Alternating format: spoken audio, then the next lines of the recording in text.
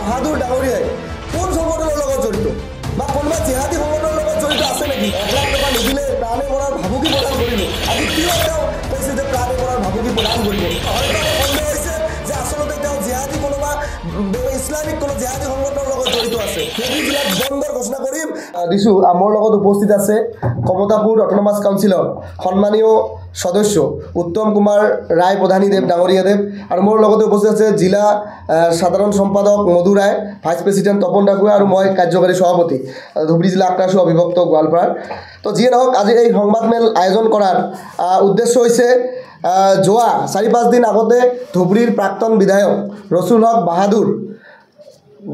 বাহাদুৰে আমাৰ এই সন্মানীয় সদস্য অট'নমাছ কাউন্সিলৰ উত্তম কুমাৰ প্ৰধানী ডাঙৰীয়াদেৱক ফোন কৰে আৰু ফোন কৰি তেওঁলোকৰ কিবা সংগঠন আছে বুলি সহায় বিচাৰি তেওঁক আবেদন কৰে। কিন্তু তাৰ পিছতে 4 তাৰিখ ৰাতি 7:30 বা 8টা মানত ফোন কৰি মানে তেওঁ কয় যে তেওঁ আমাৰ সংগঠনত মাহিলী যদি 1 লাখ টকা যদি নিদিয়ে তেতিয়াহ'লে কোনোবা তেওঁ জিহাদী সংগঠনৰ জৰিয়তে তেওঁক প্ৰাণে মৰাৰ কিন্তু ভাবুকি প্ৰদান কৰে। কিন্তু আচলতে প্ৰথমতে যেহেতু তেওঁ ফোন কৰিছিলে, যেহেতু আমাৰ উত্তম কুমাৰ ৰায় ডাঙৰীয়াদেৱে আমাৰ অট'নমাছ কাউন্সিলৰ এজন সাধাৰণ সদস্য হোৱাৰ উপৰিও বিভিন্ন ব্যৱসায়ৰ লগত জড়িত, যেহেতু প্ৰথমতে ফোন কৰি সহায় বিচাৰিছিলে। কিন্তু তেওঁ হয়তো যদি লগ ধৰি ক'লে হয়তো নিশ্চয়কৈ কিবা এটা নিশ্চয় সংগঠনত হেল্প কৰাৰ কাৰণে চিন্তা চৰ্চা কৰিল হয়। কিন্তু বিশেষ কৰি আচলতে আমি প্ৰশ্নটো কৰিব বিচাৰিছোঁ যে যিহেতু দ্বিতীয় দিন ফোন কৰি তেওঁ সংগঠনৰ জৰিয়তে বা সংগঠনৰ জৰিয়তে যে 1 লাখ টকা নিদিলে প্ৰাণে মৰাৰ ভাবুকি প্ৰদান কৰিলে, আচলতে এই ৰছুল হক বা বাহাদুৰ ডাঙৰীয়াই কোন সংগঠনৰ লগত জড়িত বা কোনোবা জিহাদী সংগঠনৰ লগত জড়িত আছে নেকি? যদি জিহাদী সংগঠনৰ লগত জড়িত নাই, আজি কিয় তেওঁ কৈছে যে প্ৰাণে মৰাৰ ভাবুকি প্ৰদান কৰিব? আৰু এই ক্ষেত্ৰত কিন্তু উত্তম কুমাৰ ৰায় ডাঙৰীয়াদেৱে 5 তাৰিখে এখন এই ৰছুল হক বাহাদুৰৰ নামত কিন্তু গৌৰীপুৰ থানাত এখন এজাহাৰ দাখিল কৰিছে। গতিকে আমি ক'ব বিচাৰিছোঁ যে কোচ ৰাজবংশী জনগোষ্ঠীৰ কমতাপুৰ অট'নমাছ কাউন্সিলৰ এজন সন্মানীয় সদস্য আৰু লগতে বিভিন্ন ব্যৱসায়ৰ লগত জড়িত।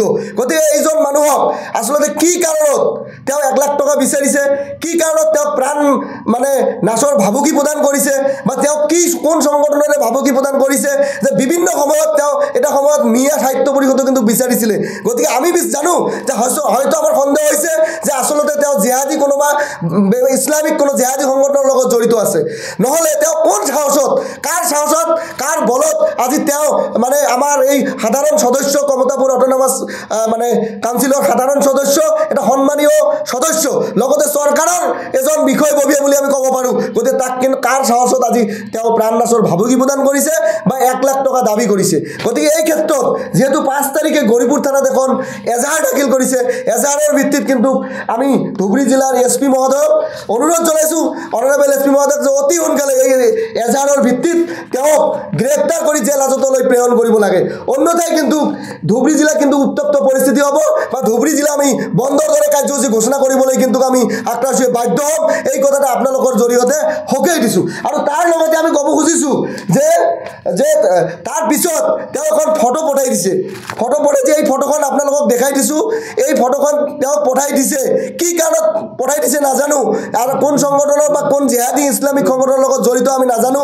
গতিকে যিহেতু এটা সময়ত তেওঁ মিয়ালেণ্ডো বিচাৰিছিলে ধুবুৰীত। গতিকে সেই ক্ষেত্ৰত আমি জানো যে কোনোবা ইছলামিক জিহাদী সংগঠনৰ লগত তেওঁৰ হাত আছে, আৰু যাৰ কাৰণে এজন চৰকাৰী বিষয়া বুলি ক'লেও ভুল নহ'ব বা কমতাপুৰ অট'নমাছ কাউন্সিলৰ সন্মানীয় এজন সদস্য বা বিভিন্ন ব্যৱসায়ৰ লগত জড়িত।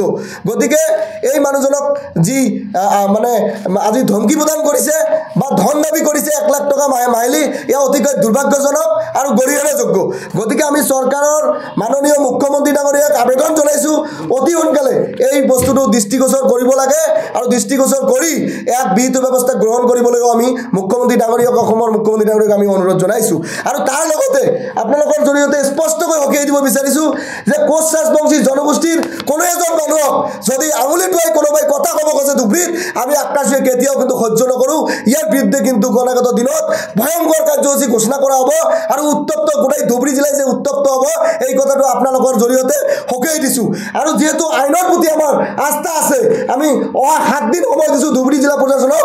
যদি ধুবুৰী জিলা প্ৰশাসনে এই বাহাদুৰ ৰছুল হকৰ বিৰুদ্ধে যদি কোনো ধৰণৰ যদি সঠিক ব্যৱস্থা গ্ৰহণ নকৰে, যদি গ্ৰেপ্তাৰ নকৰে, গ্ৰেপ্তাৰ কৰি যদি জেল হাজতলৈ যদি প্ৰেৰণ নকৰে তেনেহ'লে কিন্তু আক্ৰাশুৱে কিন্তু ধুবুৰী জিলাত বন্ধৰ ঘোষণা কৰিম আৰু ধুবুৰী জিলাত গোটাই উত্তপ্ত পৰিস্থিতি হ'ব সেই ক্ষেত্ৰত চৰকাৰৰ প্ৰশাসনে দায়ী হ'ব কাৰণ যেহেতু এজন ইছলামিক সংগঠনৰ লগত জড়িত যদি নাথাকে কেনেকৈ আজি কোচ ৰাজবংশী জনগোষ্ঠীৰ এজন সন্মানীয় ব্যক্তি সন্মানীয় অটোনমাস কাউন্সিলৰ সদস্যক আজি ধমকি প্ৰদান কৰিছে যে মান্থলি যদি 1 লাখ টকা নিদিয়ে তেনেহ'লে তেওঁ প্ৰাণনাশৰ ভাবুকি দিছে তেওঁৰ পৰিয়ালক মাৰাৰো কিন্তু ভাবুকি প্ৰদান কৰিছে গতিকে এই ক্ষেত্ৰত চৰকাৰ প্ৰশাসনে নিশ্চয়কৈ চকু বা তদন্ত কৰি তেওঁৰ ওপৰত বিহিত ব্যৱস্থা গ্ৰহণ কৰিব বুলি আমি দাবী জনাইছোঁ আমাৰ নিশ্চয় ধুবুৰী জিলাৰ এছপি মহোদয়ৰ ওপৰত আমাৰ আস্থা আৰু বিশ্বাস আছে যদি 7 দিনৰ ভিতৰত কোনো ধৰণৰ যদি আমি পজিটিভ ষ্টেপ দেখিবলৈ নাপাওঁ তেতিয়াহ'লে আক্ৰাশুৱে অনাগত দিনত যে বিহিত ব্যৱস্থা গ্ৰহণ কৰিব আমি নিজাববীয়াকৈ বিহিত ব্যৱস্থা গ্ৰহণ কৰিবলৈ কিন্তু বাধ্য হ'ম তাৰ কাৰণে কিন্তু প্ৰশাসনে দায়ী হ'ব